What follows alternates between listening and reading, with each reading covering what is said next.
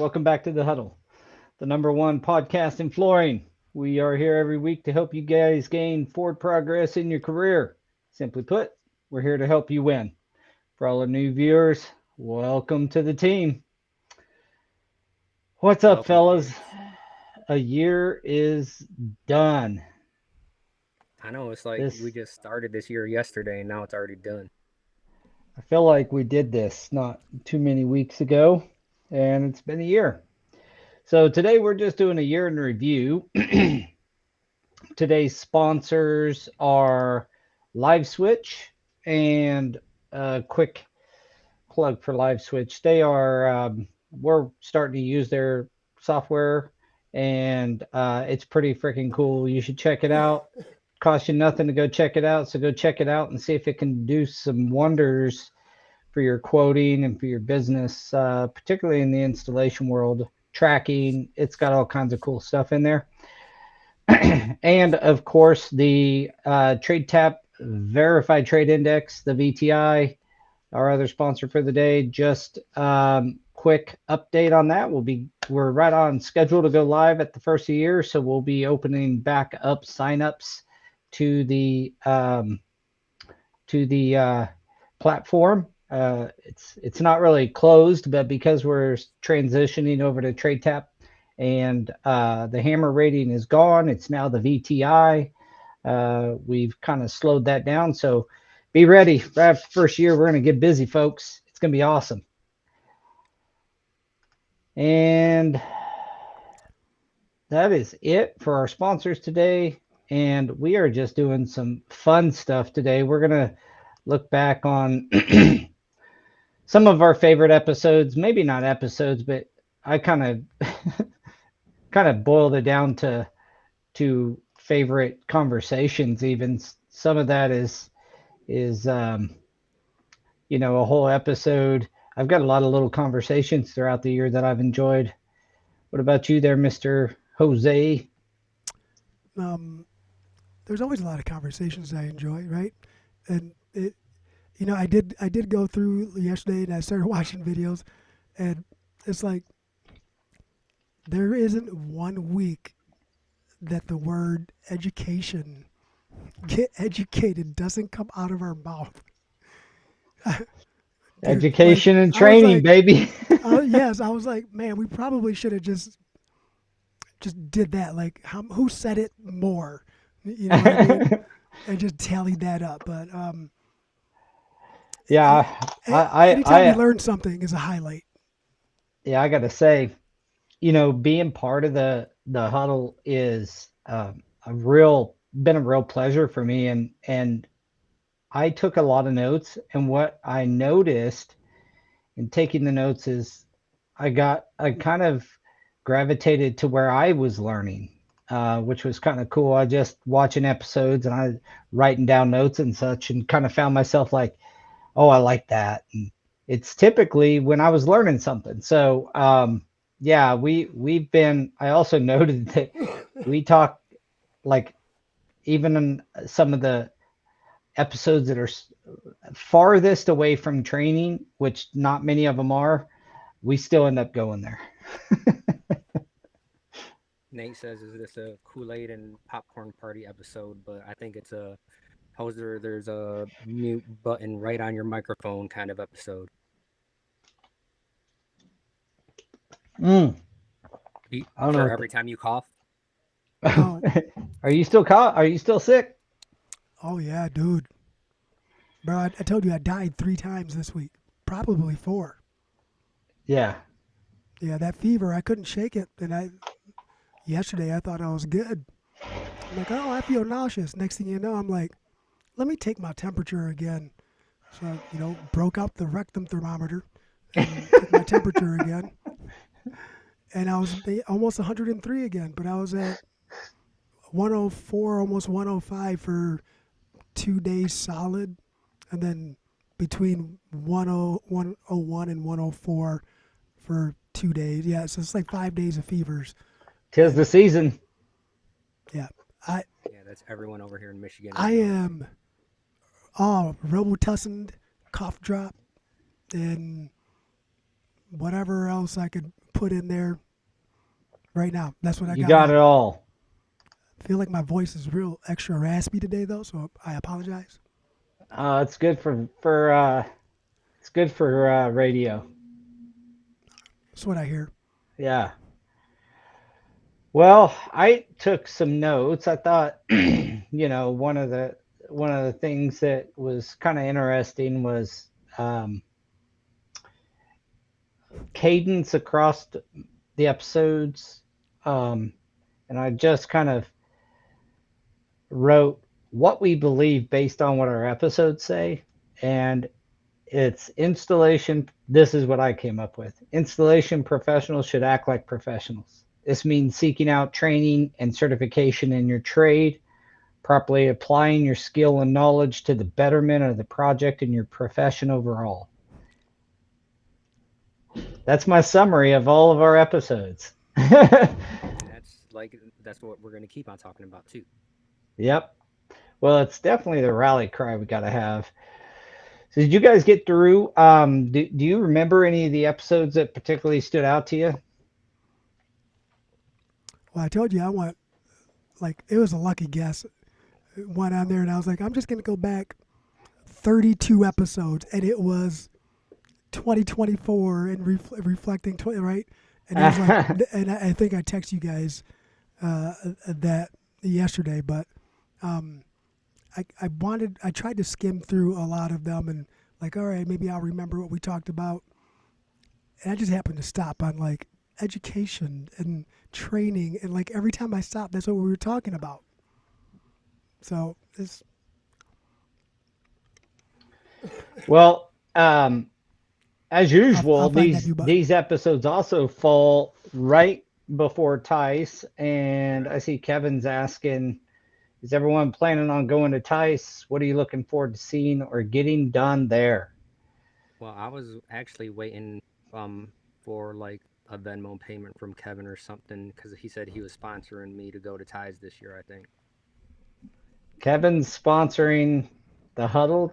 You said to go to Yeah, Tice. everyone. Yeah, we'll be there, Kevin. Um, Anybody else jump in and do the comments? And just to honor the question, what are you looking forward to or looking to see and getting done there? We're launching um, the training hub portion of TradeTap, and we launch with CFI, and so we'll be there with the training hub on the computer, ready to sign up installers for trainings that are on there, and show how the platform works and how easy it is. So we're excited about that, and just getting around and getting. It's the one time a year you can kind of hit a lot of people that you don't get to see every all the time. You only see them once, maybe twice a year at trade shows. We talk a lot. We may get video time or different things like that. But uh, Mr. Jorge is joining the stream. What's going on, everybody? What's What's going up? on, brother? Are you driving too or are Happy you passenger, holidays. bro? Happy holidays. Merry Christmas. Happy New Year. Yes, sir. Hope everybody had a Hey, good time during the holidays.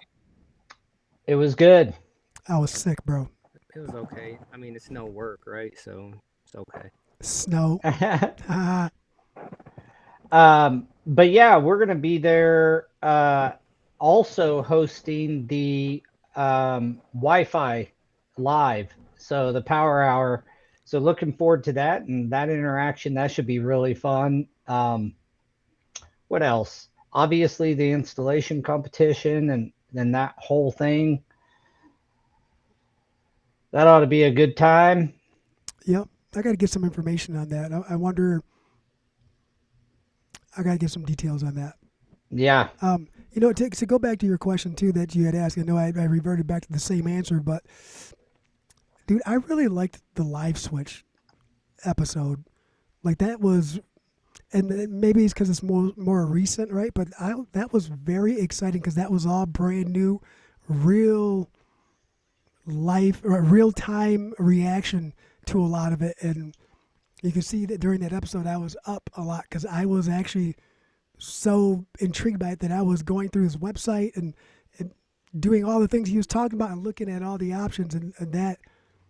It's like when remember the first time you introduced Go Career to me, like it actually Yeah, like instead of on stage trying to explain it, in person explaining it, and I was just like, dude, right? That's how yeah. I felt. That's how I felt with live switch, and it was just like, tell me more. Like I didn't learn enough. I didn't hear enough. I Yeah, and wanted to learn James more. is a good communicator too, and Yes. he understands our, the trades in general. He was a painter, so it's always good to get, another thing I wrote down that kind of plays right along with this is the all the times that I seen in episodes with guests where the guest was an installer and ended up, going into something still in flooring, just going into a different portion, I love installation, but I'm an old installer, so I love those stories where a guy was a painter or an old installer and he started doing, like what was that guy's name? I think I took a note of that actually. Oh yeah, yeah, Vince. It was episode 146, the market demand for expert witness. He used to be an installer. Now he owns Donato Pompo's ceramic tile. Uh, I forget the name of that. But they're a forensic tile service. Yeah. I And remember he was I an remember that now. installer, Yeah. and he owns Oceanside Glass. And then, we had episode 163, adapting to new technology, or new installation techniques and technology with Robert Varden, which is always in depth about, installation. But and then even episode 124, global flooring trends, are insights across the pond. Remember our Yeah. Yeah, buddies across the pond, I gotta get that floor training fitting. too. They don't call it floor installing, Yep. they call it floor fitting. They're a Uh, carpet fitter. Yep. yeah. They So don't all call it those surging, they were call it guys. whipping. They do.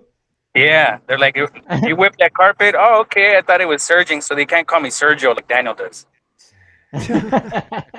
What- That's funny. uh, So you guys yeah, I remember those just old noticed that commercials? how many of those guys were old installers that got into something else, for our partners across the pond. They moved from installing mainly hardwood, but moved from that into flooring business consultants and mentoring other flooring, both installation companies as well as, seven-figure flooring contractors. So yeah, it was pretty cool. Pretty That's cool to recognize that. the progression with a purpose. That's what it is, right? Like you get those people who are passionate in what they do. There really is no boundary or guideline. You just kind of, what are the next steps? What's next? What's next? Yeah. What's next? Well, speaking of what's next for 26 for you guys? I mean, how'd 25 go overall? Not just business, but you know, it was it's been a crazy year in my opinion. I think I probably say that every year, but the um the chaos in the world just seems out of control sometimes, and it's hard to stay focused on what you're doing professionally. You're like, you know, almost distractions everywhere. So I found it to be a distracting year, not from an aspect of like I couldn't get work done. I did, but it's just one of those years that seemed like there was so much going on in the public sphere that it it it was the topic of many conversations. I would say there was new successes this year, but also new lumps they had to be taken, right? And like if I talk about 32 episodes ago, when I said, hey, I want to try to dig deeper and get more automated and all that, that started happening, went away, started happening, went away, started happening, went away, but then came back the last month with a fury because I I didn't even remember that I said that in that episode, but figured a couple things out. Has it been a success yet? No, because we don't have it. I don't have any metrics to label it, but I do. But you're working towards some cool The goals. part that the part that I wanted to complete is complete. Right. It's just now I got to find a way to transfer it into a closed system instead of open system. So now that I know that it can work, now I can fine tune it into a closed system. Yeah, what about you, Daniel? I thought this year was gonna. I mean, at the start of the year, the way that things were looking, it was supposed to be like great, right? And then all these curveballs that we always talk about end up happening, and projects get pushed, and it's just it's a struggle because then like just our episode last week, right? It's that curveball, and then you go into kind of go into panic mode, like let me figure something out, and then it's hard to come out of that Yeah. Disruptions. disruptions. But I We mean, we're go ahead. still here. Still plugging. Perseverance, I think, is the most underrated quality to any profession, but particularly entrepreneurship. If you're owning your own company, persevering through things and just dealing with stuff as it comes and looking for the best outcome you can get. Um, we had many really wild things happen at the flooring company this year, but we ended up turning in our best percentage profit year in our history. Uh, Good for you, brother. and thank you. And Congrats. speaking net profit, so we were able to control costs better versus our revenue, and that's always a good thing. We'll have get to share that with our employees after the year gets closed out here, and so we're really excited about that. But between a lot of things happening that were at the time, you're like, wow, this is really rough. Um, they, as they often do, turned out to be blessings in disguise. And about halfway through this year, I found myself getting to a place where I hope I stay forever, which is it's happening for a reason.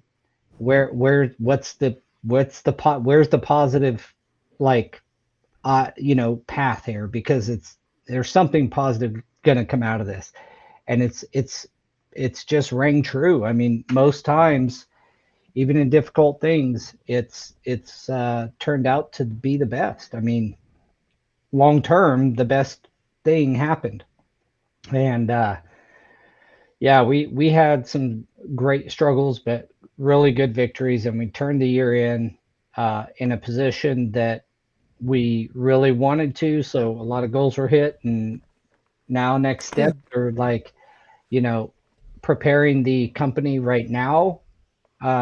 We're kind of preparing the company for growth, revenue growth, but we want to maintain our profit that we figured out how to make. um, and so that's a new challenge. Can we grow and stay profitable? We proved that we could get profitable in a significant way. It's not. I mean, we've only had 2 years of not being profitable. Well, three in 25 years. So, like, we've got a good track record. But the 2 of those years are pretty close to now, and so they stick in your memory. Like, I don't want to go back there. And instead of cutting and chopping off overhead spots and reducing spending and all that, and then running more profitable jobs, can we get can we increase our revenue in a significant manner and still maintain our profits? So that's our new challenge for this year. Right Yep. people, right seats. Right. Uh, Doyle asked if finding quality laborers is still an issue for everyone. And I think if you talk to anyone in any market right now, they will say yes. Because it's just like what we talk about here. It's not finding the laborers, that's the hard part. It's finding the qualified people. Yeah, I'm not sure if Doyle's speaking specifically for helpers kind of position or apprentices or greenhorns, whatever you want to refer to, new blood in the industry, or you know that is what, if that's what he's referring to as laborers, or if he's just referring to like installers in general, quality installers. But you know, I think that is a problem that is a I think we've been screaming about it, and I don't say we as the huddle, I just mean the industry's been screaming about it for 10 years. And um, there's finally seems to be some good stuff going on over the last couple of years, but it takes time for a Yes. problem that big to get solved. But I think 26 could be a pretty standout year for he clarified laborers and new blood. I think it could be a pretty standout year because there is a lot of activity in that the college programs and the different programs that are being done through the FCEF. Um, Mark Farnsworth has some stuff moving with multiple different colleges. All the training entities are working on this as well. And then it's getting the access to the community that hires them. So Jumpstart is one of our features in Trade Tap that will give you direct access to the new blood, new laborers, and you'll be able to look up guys by geographic and geography and the discipline that they got trained in. Um, that is pretty live, but I mean, it's been live, but we are redesigning that as well, and it goes live soon after the first year. And that'll be hopefully a really good resource for people just to log on. It costs next to nothing, $99 for a year. And every installer could have access to new blood coming in as they finish these introductory courses. So anyway, kind of a plug there at the same time as stating that obviously we didn't price the thing to like be a profitable thing. What it is just trying to cover the technology costs for it, and that's it. We just want the guys to get hired. We feel like that is the key to making sure that the training entities and everybody really starts, that flywheel starts turning, is getting the new guys hired. Like all these programs are great, but if we can't get you a job, then that's a Then what's problem. the point, right? Right. Well, and not only that, like, and also I'm gonna go build off of what he like young blood, newbies, greenhorns, whatever. What are we doing to attract the next generation too? Like when I came into the industry, there were so many hungry people trying to get out of a living situation, trying to break cycles, that it was like people were willing to try flooring. They were willing to try it for 2 years, 3 years. Now people are only willing to try if the bait is juicy enough. And not only that, is once they start, if they do get into it, now it's not the bait. Now the plates have to be overflowing with abundance of what they love to eat, right? So, got to try to make it abundant, try to make it sexy, got to make it nice, we got to figure out a way to package it to help our industry thrive in five. Well, And I wanna feed off of that real quick, and I mean go along with that with Jose's saying, and it's true. You gotta entice these guys to want to come and do this job because it's in some of the trades, like doing carpet, for example, it's super hard labor. It's heavy, and some people might be turned off doing carpet versus doing wood or ceramic or sticking to showers or something that pays a lot more. So then you're going to have these pockets of where you're not going to have installers in certain things because a lot of these young guys are going to say, hey, I need to get paid, right? Like I want to get paid. I need to make money because life is so expensive right now. Mortgages, renting, whatever you, groceries, gas, everybody's throwing fireballs at you. And you kind of want to get on the trade that's going to pay a little bit more. So what's going to pay more, right? Like some guys are going to opt out of carpet because carpet, honestly, like when you get the lower end stuff, it doesn't pay the It best. doesn't pay So for you're going to want, crap. Let's just be honest. At the yeah, end of the Hey, day, just to build off that a little bit, Jorge, it's the yeah, if you run we've ran the price progression of installation payouts, and carpets by far now carpet tile in the commercial world really helped cause this because it turned, I would say, a skilled product into a skilled product that is more based on the adhesive, maybe. I mean, you don't need as many hand skills or installation knowledge to put down a decent carpet tile, but carpet is lagging behind all the others from a percentage of increase in pay. Now, you get into the technical products and it's keeping up. Your flat weaves and your wools, your woven And it's products. easier for those, right? Because even the people that are buying the stuff online, the websites that they're buying from was like, if you're going to buy from us, we want to know who the installer is. And they'll send them to the NFIC website, to CFI website. So, I mean, it's progress, right? That's what we need. We need more people to be like that. If you want this product, let me know. You got to use someone Mhm. from this list that I'm giving you. and you know, yeah. When PJ was doing that, he really put us on the list.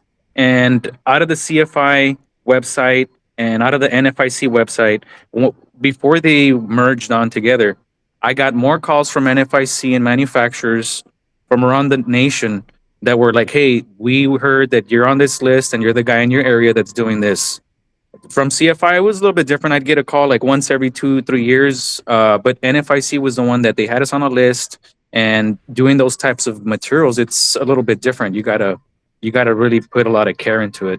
Yeah. So so Doyle does. Oh, my bad. Go ahead. I'll say I have an idea, you guys. What if, to start attracting the next generation, we start offering Robux as a 90-day incentive? Because our kids are all on Roblox right now. Doyle says, "How do we create feeder programs for the classes like the FCEF and all the stuff that's going on in the colleges?"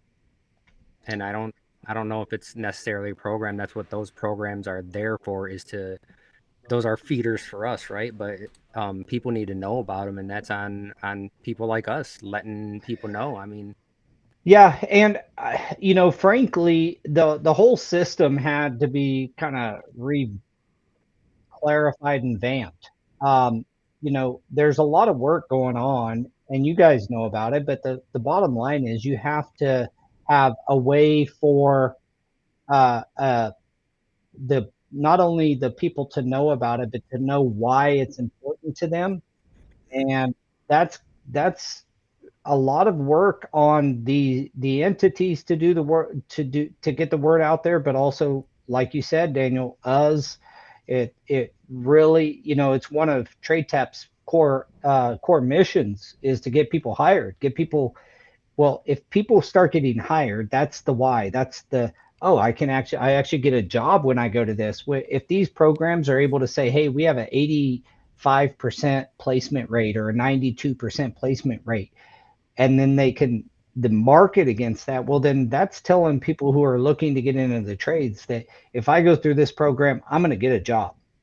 Well, why are they going through the program? To get a doggone job. So we got to leverage proof, I think, is one of the big things. And then I think it goes right into this next comment by yeah, I was just you know, reading that one. he says, just talked with a company last week about them not being able to attract good installers, but they want to pay them like it's 1995. Can't understand why these companies are not willing to pay realistic wages. How do we change that? everything keeps going up except the price of installation. My So, hypothesis around, oh, go ahead, Jose. I want to add to an experience that Daniel and I had that could possibly tie into that a little bit. It's we invested a lot of hours that we were not compensated for. So we had to have a meeting with this company, and this is when we were obviously labor only. And the gentleman's project that we were doing literally begged and pleaded with the owners of the company in front of us.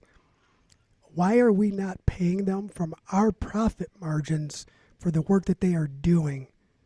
Why are we not willing to lose on our part for the work we are asking them to do, and we're just deciding not to pay them, right?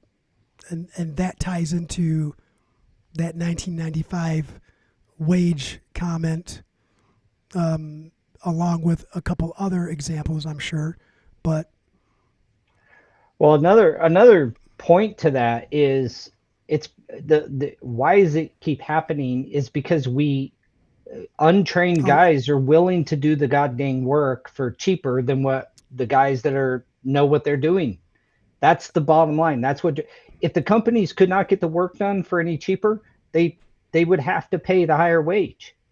Um, the bottom line is that we and this is where the crux of everything I'm attempting to do and we're attempting to do is to separate very clearly a high quality installer, a qualified, a master, a high level, highly precise installer from chucking a truck. And if you make that separation clear and companies start working with, I mean, every company I talk to, they pay different guys better. I mean, if you're looking, when you're looking, you don't know what you're getting. And so you offer these lower amounts. I think that if you can clearly identify that, which is what Trade Tap and the VTI is all about, then you have a better chance of the high quality guys getting paid more, the lower quality guys not really getting work without being driven to more training or assessments, certifications, that kind of thing. And that way, now you have the whole industry being pulled up, and it's going to be pulled up by its bootstraps. And It's that's going to be pulled up by us. where this comment from Rollin kind of flows into, right? Because not only he says that you have to make it sexy for them to join, right? Oh, he said put Oh, Jorge in a calendar, which yeah, we can oh, have a you got whole to do a calendar with calendar just now, Jorge Jorge. and his long hair though. But not only do you The have to make it sexy for the people that are coming in, is you have to make like the certification sexy for the people that are already in, because that ties into Al's comment where he said that Doyle's the highest paying retailer in his town and he wants certified installers. He's offered to pay for their certifications and they still say no. So what's going to make that the certification sexy? It's actually getting that VTI and being like, okay, now this is worth something. hmm yeah, and at the like at the onset of it all, or the beginning of this process, what Doyle, I mean, he says next is they have to do it collectively together on raising prices. Well, that means you got to be part of something. You can't collectively do something without being a part of something. So being a part of the VTI, and eventually we'll have a forum on there where installers can talk to one another, and then you have no reason not to collectively raise your prices and Right. r- realize that as flooring contractors, now this is businessman flooring contractor Paul stating, we bid jobs at a certain rate, and so you can it's not going to happen overnight, but raise it a little bit, raise it a little bit, raise it a little bit. That's how the prices go up. We watched it happen here in our hometown because we used what is to be the VTI, but was Go Carrera. Installers started seeing what we were paying versus our competition, and even though our competition would, I won't let them on Go Carrera, frankly. It's the only company in the nation that I won't let on, but um, because of that, they had to start raising their prices because they were like, look, SNA is paying will pay me 20 cents more a square foot for this apartment complex, or 50 cents a square foot more. How am I going to, and so it's being part of that collective installer community that will help drive prices. Yeah, he also says that you have to sell the professionalism of the service you offer. Um, that's all we have to do. I don't think that's all we have to do, but that's a huge part, and that's where I talk to contractors in our area all the time, and that's what I say. It's like they're like, you guys are just more expensive, and it's like, I mean, we're on a project right now helping one of the other flooring companies in the area because they turned down the more expensive numbers, and it's like, I mean, in the end of the day, are they going to be spending any less because of all the change orders? Probably not. Yeah. Well, And and it's the you said the more expensive thing too, and it's not. Here's the thing too, so everyone like we're in the same industry, right? It's pennies on the dollar add up, which creates the illusion of more expensive, right? But when there is more factored in and more included in one package versus the very vague other package that is substantially lower, at the end of the day, when they add in all of their things, like Daniel said, all the change orders were actually really not that far apart. It's just I'd rather give you money back than ask you for money at the end. Yeah, well, if you compare that to the installation side, like you're kind of talking about bidding work and putting packages together, really on the installation side, you live and die by your reputation and the ability to or your Consistency. reputation, yeah, but also the ability of the homeowner to kind of check that, right? So if you have a great reputation and you market yourself well, then 70%, the studies show 70% of the people will pay you more because they trust you, they know you, and they know your reputation. That's the crux of it all. The problem that I have had and that I have seen is that there's some installers who are grossly undereducated and grossly undertrained that talk really well, and they're able to make you believe that. And I'm ashamed to say, as an installer myself, I've been fooled many times on this over the past 25 years. And then we do the most insane thing in flooring, and we all do it, is we try somebody out, and so we're effectively putting our customer in this position to find out if this guy's any good. Well, if we know they're good because of the verified trade index, then we're more able to assess that installer and make sure that the right installers on the right job. um, yeah, and that can only increase pay.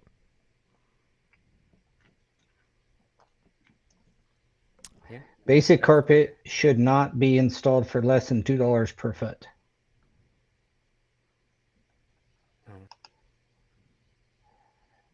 I mean, that's a dream, right? To have it at $2 a foot, but you're lucky if you get one for realistically, basic. yeah, for basic, I mean, one for basic, 125 for basic's good. $2 is stretching it. I mean, it just depends. Are you adding tax strip? Once you start adding tax strip, tax replacement, transitions, all kinds of other stuff, it's gonna almost be $2 a foot with all that. Um, it just depends on We're everybody, just talking and that's just on we're regular just talking labor base though, and like not carpet. providing any Yeah, materials. yeah. Well, you do have those people who do the labor only, and they will bring their own tax strip, right? They want to use what they're comfortable with, and that's included in their labor price. Right, and So, that's where it should jump up too, right? But everything we're like just labor only. It would be nice to see those amounts. When the crazy thing is that you don't see $2 a foot on sheet vinyl in most places. right. Yeah, and that is like that's closer. I mean, $2 a foot on sheet vinyl. I don't know how you get there on carpet. You know, not on not when you're talking about like standard, apartment grade kind of stuff for your standard. I'll say midline uh, replacement. I don't know how you get there. You know, like what does the uh, where's the bottom line where a guy can make a good living?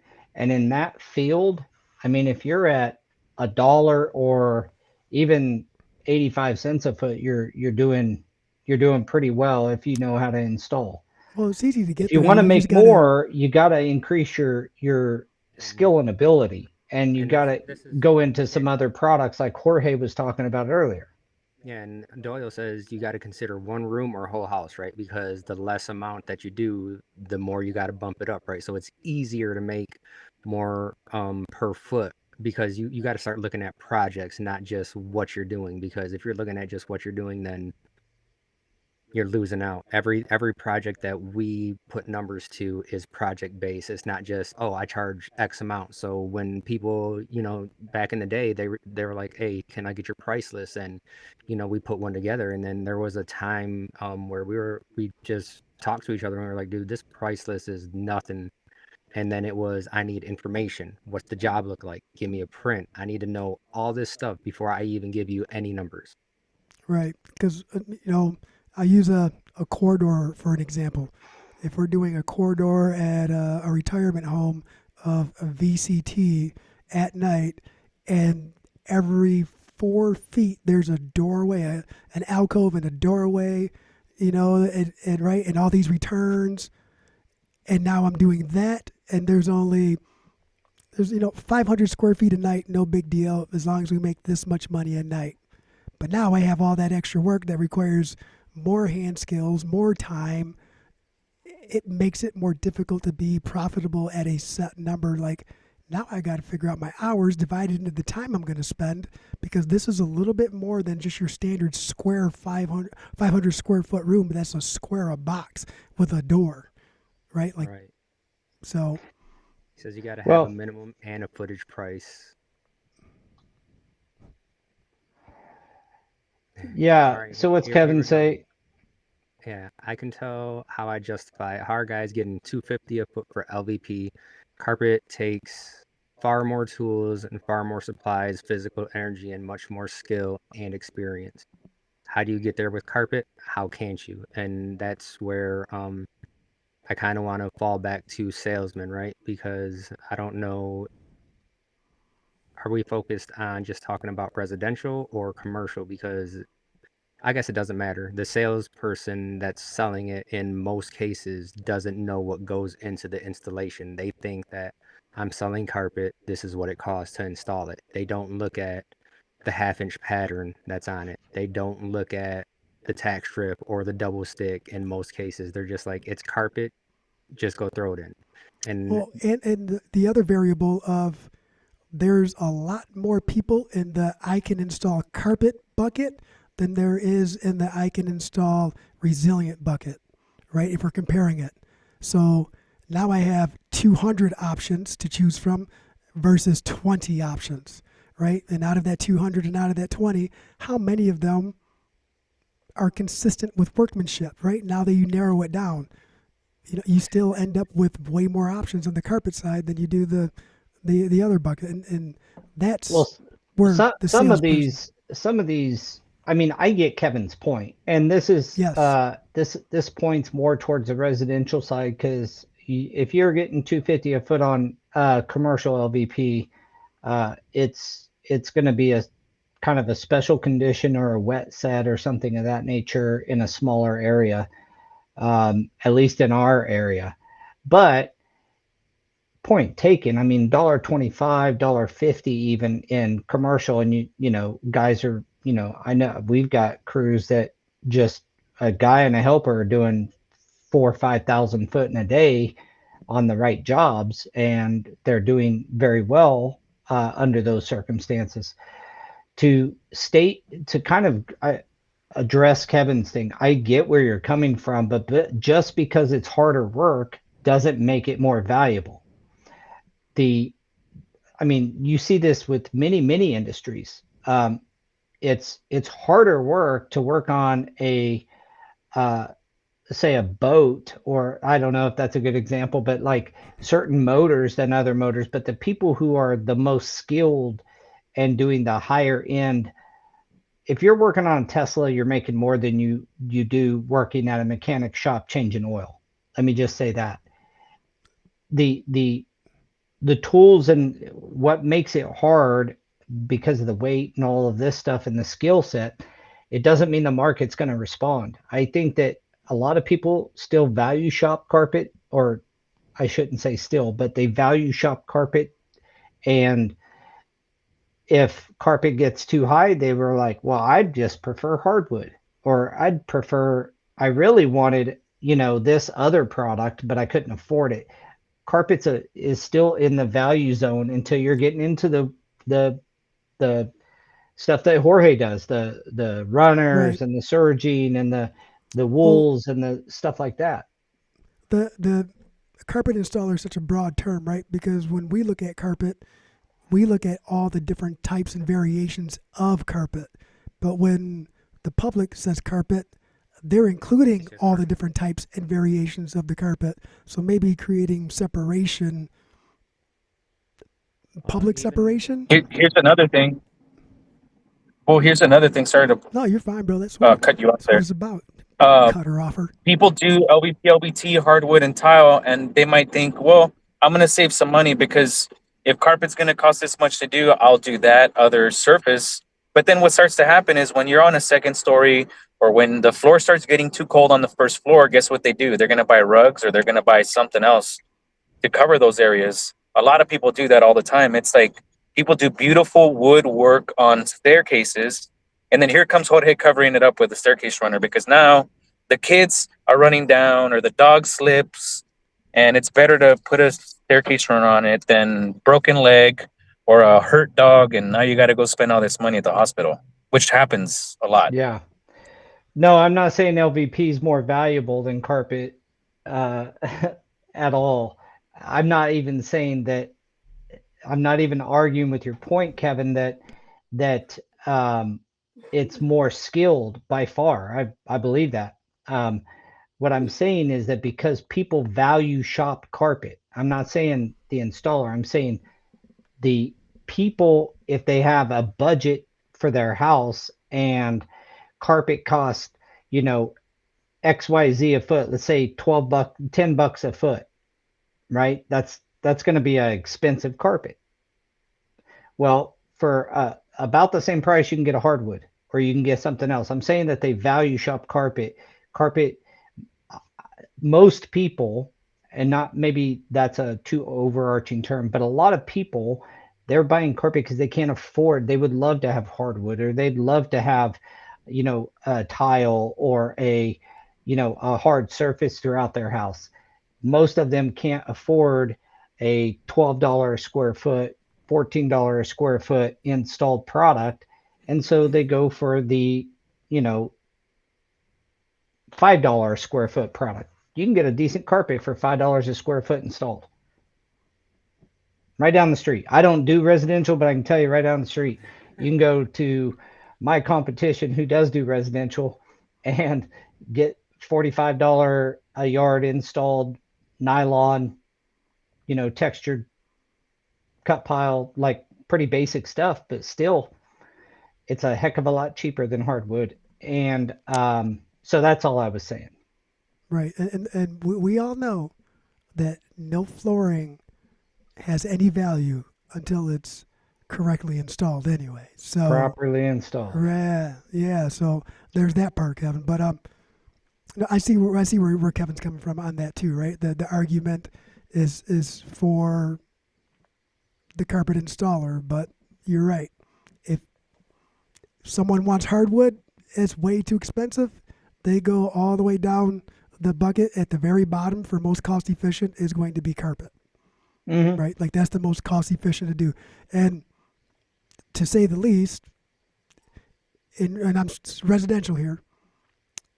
Residential carpet is also the most forgiving for people who are going to install it because they can. Dude, I've From a seen this stuff. subfloor prep Yes, position, it for sure is. yes, right. And that's where I was going with that. I've seen it installed over cardboard shims, steel shims, right? Like different levels in the same room, and it's performed okay. It's You performed, didn't but really notice it until you tore it up.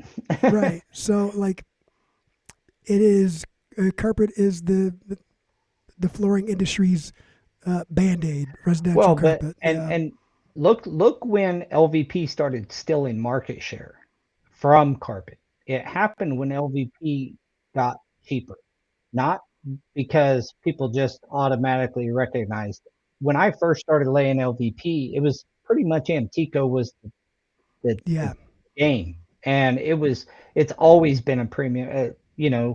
They have Spacia now that they bought when they bought Mannington or when Mannington bought them, but Antico Signature Series is still an expensive LVP. That was all LVPs back then. It was like Centtiva, Antico, like that was back it. when they It was were real luxury. 375 a foot or 350 a foot when it was actual luxury. Yeah.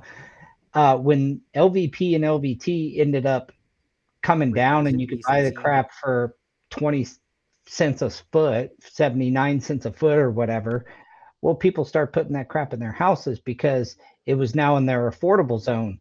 If you own a mid-range home, you're just not typically putting in a high range product, and that the minute that carpet goes way too high on the cost scale, people are going to want a hard surface for the cleanability and all that. Now, what needs to happen, in my opinion, I don't think carpet should be replaced. I love carpet. Uh, the Just look under your bed if you have a hardwood floor. If you didn't notice, uh, it is gnarly under there after about 3 months because it's not allergenic like carpet. It doesn't hold the dust and the dirt and then let you vacuum it up with your nice Dyson HEPA. I mean, there is a lot of reasons to put in carpet. The education behind it is always driven by the manufacturers and what they want to move at that time, and then that's what homeowners buy. I know that at least in the residential world, um, I'm using some basic knowledge because I don't do enough residential to be an expert in that, but there's a reason why we still use a ton of carpet in the commercial world. Right. And Al says if you're doing double sticker pattern or woven, he agrees at $2 a square foot. But if you're doing new construction or apartment 20-ounce builder grade carpet, no way it's worth $2 a square foot. And that's where you have the different tiers of installers too, right? Because these guys that are doing the multifamily are just going in and most of them probably have never even seen a stretcher. yeah. And I Yeah, want to add to that real we quick talked about to the. who Oh, was the guy we talked to? Jose, the what was his name? He was with Novalak. Was it Novalak? Novalis, Novalis, Novalis. Yeah. Andy and McWilliams. yeah, Yeah, Andy. Remember we was talking about all and Dwayne Pruitt chimed in about how much and he was like, there's no way these guys are using kickers and I know that's not the way to do it, but you're not, how are you going to stop it when they got to get 9 units a day done and 900 yards of residential carpet and it's a rag anyway, you know, that there is a reason for that's where the lower skilled labor should be. And then we focus on the higher skill stuff. I know that in commercial, we even talked about this a couple episodes ago about how a lot of the multifamily work is increasing their product selection because they're looking at life cycle Have costs and how many longevity. tenants I can get through this Longevity. thing. Yeah, yeah, we done 2 or 3 this year, big projects. There was a 20 mil, 5 millimeter, like nice LVP. So So Doyle says, and this kind of goes with what Kevin is saying, is not necessarily the labor aspect, but the numbers game, right? And why why the hard surfaces getting pushed more is because what they sell is driven by manufacturers advertising. So what are they marketing Yep. at that moment? Yeah, that's what we talked about just a few seconds ago. I mean, we know that there's a need for carpet, and carpet can't should not be replaced. I mean, but the bottom line is what's being the pushed the most. What's really getting the push. So we all know that And flooring. Oh, we all know that the floors that Resilient's going over isn't properly prepared either most of the time. Guys are getting paid for pre. prep on top of 250 a foot. Carpet trade gets hosed. This will continue until there are no carpet guys left. And the crazy So thing about that, so Kevin, is that there's so many guys out there that will only install carpet and not touch anything else. yes, they say I'm a floor guy. I only install carpet. So let me add to what you just said, Kev. It's the flooring trade gets hosed at the end of the day, right? Like we are the most expendable trade on a project. When it comes to pinching pennies, they don't pinch pennies on the aesthetics of the paint, on the aesthetics of the fixtures, of the doors, or the furniture. It goes back into the floors. Where can I save on the floors? And We're the uh, last ones in there. we're value engineering a lot on the flooring industry. Well, Um, and I don't want to. This is a good back and forth oh, I love opportunity. it. I would disagree with you. The problem with, say, for paint, for example, what's the difference between a really high grade paint and a builder grade paint? Not a The lot. name, I the mean, name. there. I use. I mean, I've painted my home, had my home painted, and I use top of the line Sherwin Williams Emerald, and it is about 5 times the cost. But overall project, because you're talking the labor's the most cost in painting and all the prepping and all And of the that prep. stuff. Yeah, and all the extra materials they need, the plastic and the tape and all of that stuff. That's where the cost comes in. And so a lot of there, like, if you're only going to save 5 grand on an entire job because you go from Emerald to, you know, Pro 2000 or whatever, well, but you could save that at the click of a button by going from one product to another in flooring. We just have such Yes, range in our stuff that we yes. give them the opportunity to be able to value engineer it. Copper wiring in electrical is copper wiring, right? You can't use, like, there's not an electrician going, hey, we use higher grade copper wiring. No, you have to use what is specified for it, for the voltage and the demand on that line. We You only see what I'm use saying? So A1 there's just copper. less room in a lot of the other trades to be value engineered out. We have such room where, okay, take a nice LVT and switch it out for a good carpet tile, and you can save, a couple bucks a And foot. not even that. If you go from a 5 millimeter LVT to a 2.5 millimeter LVT, right? It's just something like that. You could save $1 a square foot real easy. Or go from a 30, 40 mil wear layer to a 20 mil, and you're going to save a couple dollars a foot and get the same visual, and they're both 2.5 mil. So it's the room that allows us to be the heavy value engineered, because we have such price range in our product lines. At least And that's what I've and experienced over the last to kind of 25 back years.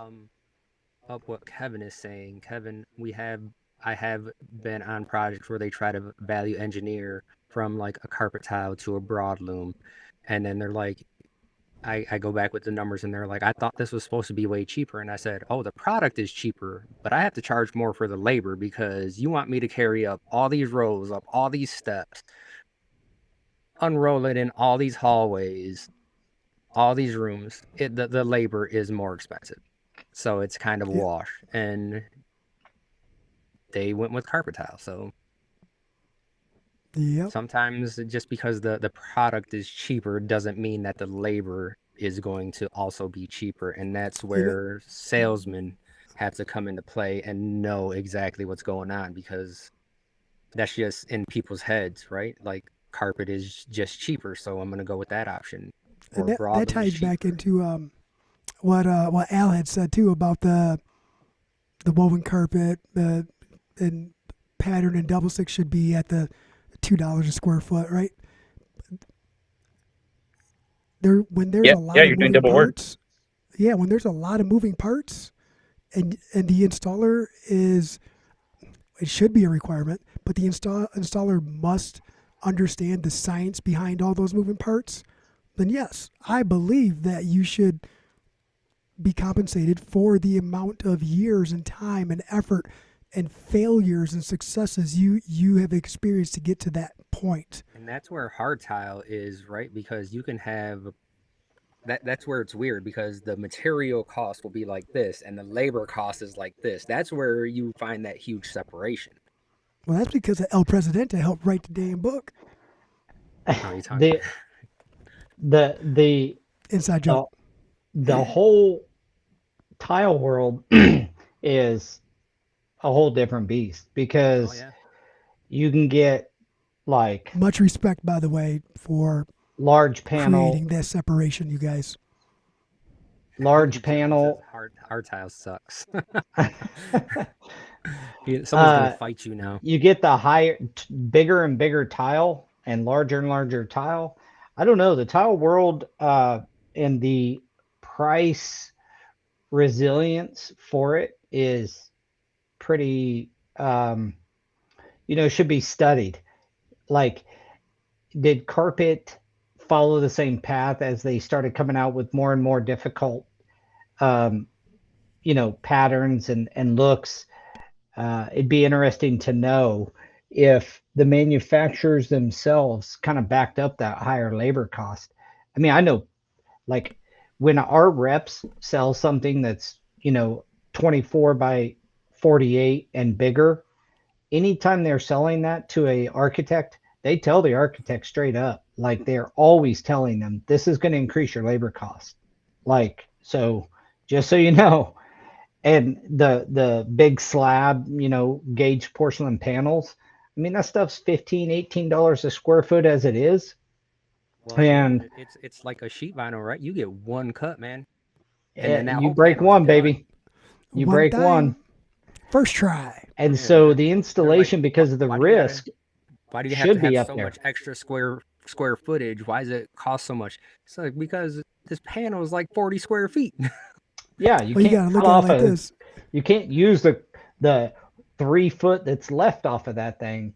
I mean, we've done massive panels. Well, I think the biggest one was 5 foot by 10 foot panels, Ooh, you know, and you got to pay well. It's usually very, very labor intensive, and you got to have all the extra tools.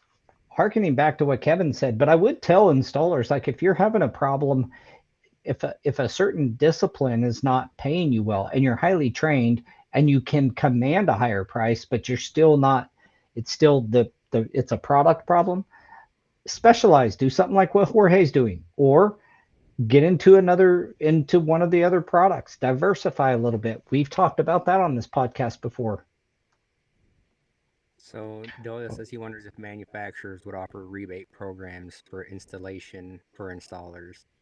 And not necessarily like a rebate program, but I know Kevin over with Roberts, they were working on, you get an additional warranty if you use their products and you're certified. So there's avenues out there to where they are trying. Jeremy says he wishes employees would get a little extra for having to deal with all the extra steps or longer process. And that's where we're kind of at with the hard tile installers is they do command that extra money for all those extra steps, and that's why your material cost is this big, but your labor cost is this big, right? Because it's just not the same as the other parts of the industry. And wood's almost the same way, right? Where you're doing sand and refinish, and the product is relatively low cost, and then the labor is 2 or 3 times the amount. Yeah, same thing with epoxy floors yeah. and like polished concrete. I mean, you don't have that much product. You got equipment, and your tooling and The prep your work. labor. it, The and the epoxy knowledge. itself and the chips, not that expensive if you're doing a decorative epoxy, for example. But your grinder costed $35,000. Your The the vacuum. heads on the grinder, just your diamond and your discs. You got to have 10 grand. three sets for different things. Are $600 a pop, and so it's those things that cost. But then you cross that, or you amortize that across the entire square footage of the job. It's pennies. It's 30 cents a square foot or something like that. And then your densifier, if you're polishing concrete, for example, is like a quarter or less. It's all your time and effort put into running the machines back and forth, you know? So that's where there are some disparities. Carpet is typically cost obviously more than the labor. And it's it's that way in carpet. It's still that way in sheet vinyl.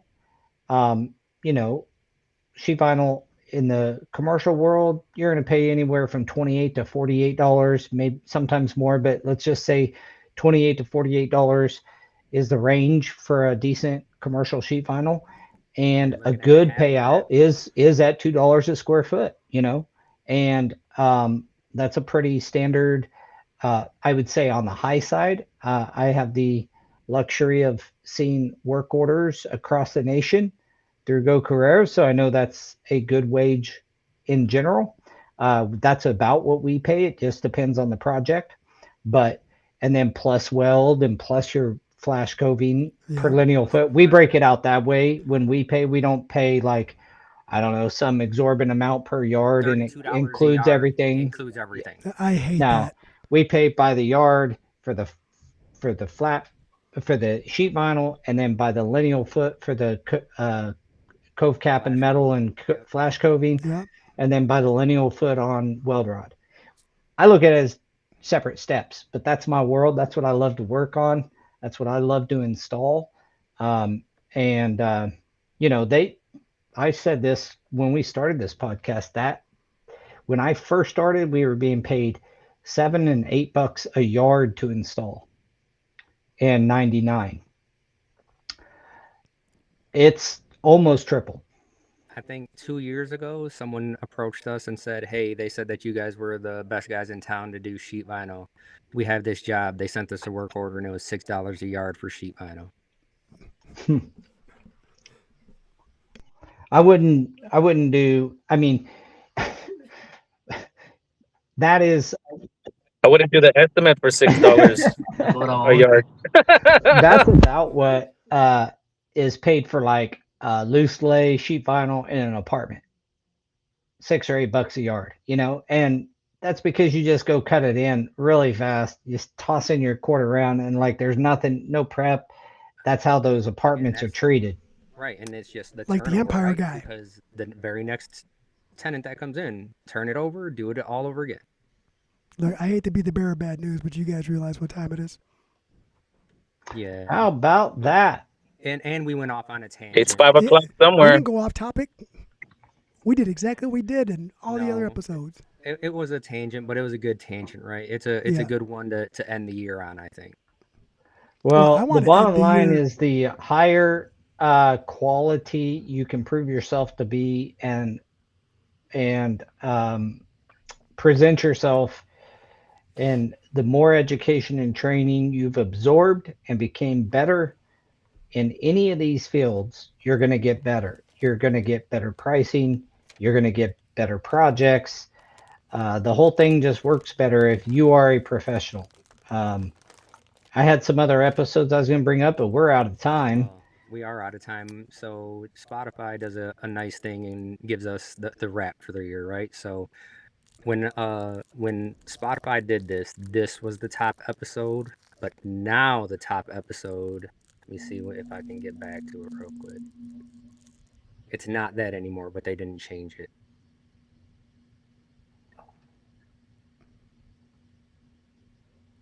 Anyways, I'll see if I can find it, but this live from Synergy was that top episode. Yeah. and that was a good one. I wasn't That there. Y'all were there. that you were there, just not all the I way wasn't there. there, but I was there, but I wasn't there. That was I think if we have no technology problems, then our Wi-Fi episode should be the best episode for viewership. It's bringing in a new audience. So I want to thank Wi-Fi for partnering with the Huddle to do Wi-Fi Power Hour Live at Tice. It's going to be a great show. We're stoked about it, and we are really looking forward to working with them people. Yeah, Top countries. top All countries. right. We're worldwide, guys. So we definitely appreciate everyone that listens to us. Are top we are top podcast for 17 people on Spotify. Nice. Well, as we end the year, guys, I just want to say thank you to everybody who comes on every week, uh, gets on YouTube, watches our channels, followed us on social. We're going to continue to do some more planning. We are still planning on coming out with our business stuff this next year. It's a grind for us to get the time to work on that. Honestly, we all own other companies as well. But yeah, after the first year, and I personally get Trade Tap launched and the VTI launch, so that we can get that all rolling. I'll have some more extra time to work on that with Daniel and Jose, and we do plan on still bringing that out next year and having one heck of a program for you. I can't thank you enough. It's been an honor to, work with you guys. And carpet guys are installing for, what do you say? Three Three to That's three fifty a 350 a yard. yard. Well, that's a travesty. Unless you're doing a freaking school size project with carpet tile, that's a travesty. So yeah, They, we got some things planned for the year, and we're definitely um ready to bring you guys along for the ride. Our says that people listen to us for 80%, 86% longer than other shows. We receive more comments than 78% of other shows and more shares than 80% of other shows. So thank you guys Thank for you, spreading the everyone. yeah, word, Appreciate and that. please keep on doing that. I mean, without you guys, we'd be nothing. Like, seriously, thank you. yeah, that's humbling. That's awesome, guys. Thank you so much Yes. for being here with us. We love you guys when you're on live, but we appreciate you going to the different podcasting sites and watching our content there. Uh, let's keep it up. Let's collaborate, as this conversation had alluded to. Collaborate as a group of installers, and we can make some positive change. Let's get together, Yes, sir. be a collective, and make positive change in our industry. It's been clear we have to take the reins. You can't just say what needs done. We got to act. And, not to toot our horns, but that's what we're doing. We are acting and making positive steps as best as we see. And you guys give us great advice on this channel as well. But we're making positive steps that we feel are best for the industry, and let you guys decide at the end of the day. So thanks again. That's awesome stats. That means we're, top 20% of the nation in some of this stuff, Yeah, which is and pretty encouraging. I did find the most listened to episode was ended up being implementing effective quality control measures. Love it. That's actually a Don't good talk about episode. it, be about it. I love it, Kevin. All right, guys. Well, Jorge, thanks for jumping on and chatting Yeah, with us we're a it. little bit here when you could. Hey, Want to close it? thanks for Got a having me. closing statement Appreciate there, it. bro? Got a closing Yeah, statement before we what's hang your it end up? of the year? Uh, my end of the year is I could stretch it with my knee kicker for $1, but if you want me to use a power Two stretcher, I'll dollars. charge you $2. No, I just hope everybody has a great 2026 going to be a great year. So I'm looking forward to it. I can't wait for it to get here already. So I hope everybody has a blessed new year, and I hope to see most of you and everybody. Really, I really want to see everybody at Tice, 3 weeks. because that's the only time we get to hang out and convention and maybe a couple of other things. But I hope to see everybody there. Yeah, amen. Looking forward to it, brother. Yeah. Thanks, Kevin. See If you at you're not Tice, going to bro. ties, you are now. Book your tickets today. Book them. Yes, sir. Closing 2025, Mr. Daniel. What's your words of wisdom? Start charging $2 a square foot for everything. How about you, Jose? Uh, I'm going to close it out in responding to this right here. Uh, Jeremy's comment, I wish the employees would get a little extra for having to deal with the extra steps or a longer process. Does that mean that as the employer, I can put deducts in for you causing me extra steps and a longer process? This sounds personal. It's the same thing. I seen it. Someone shared a video, and he just shares like little clips of like the views from a business owner. He's like, you never get a call or a text when you give them a little bit extra in their check. It's like, oh, we'll give them 4 more hours, but then if there's 10 minutes missing from their check, there's like, what is going on? Isn't that Yes. Like they funny? never say anything about that. That's But how it works. Yeah, I, I, uh, so, I think that Adam Sandler and Mr. Deed said it best. You remember that scene where he's oh, talking love to that Blackfoot. football player and Oh, yes. the from the Jets, and he's like, "I ain't throwing another damn pass till you get off your rich asses and Yeah, renegotiate my write contract." me a check. And then he punches him, and he's like, "Okay, what's the problem?" And he's like, "Well, I just figured that since if I did good, you guys pay me more money." He goes, "Well, if you don't do good, can we pay you less money?" He goes, "Hell no." And that sums it all up. So Yeah, I think you get paid directly to the value you bring. That is the bottom line, guys. Whether you're entrepreneur and you're working in the marketplace, it's in direct contact with the value you bring to the marketplace. Same thing to your employer. Bring a lot of value to your employer. Make them not be able right. to ignore you, and you will do just fine.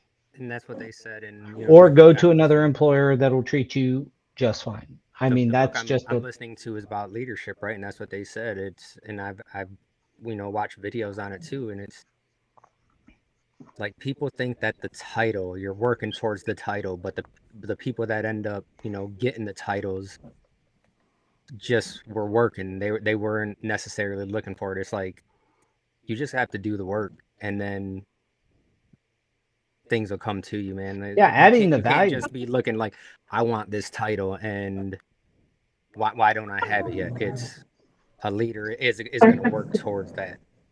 Oh, like you said, a lot of people that end up getting that title, that is not what their goal was. Their goal was to bring a best experience they can to their customers or be the best employee in a certain position, whatever. Make yourself invaluable. There's no industry, no job, nothing that doesn't help. You do not hurt yourself by being on time, being punctual, being dependable, doing high quality work, being professional, having a good attitude. These things are across every business. And if you are those things, you'll get you'll get paid better than most. And so, and that's where I see, like, we always relate it to sports. And in baseball, the Ripken experience, they sell shirts that's it just they're plastered. It says hustle takes no skill. Hmm. so you guys just made me think of something and this will be my closing thing for 2025. And I'll let everybody kind of let this turn into their own interpretation.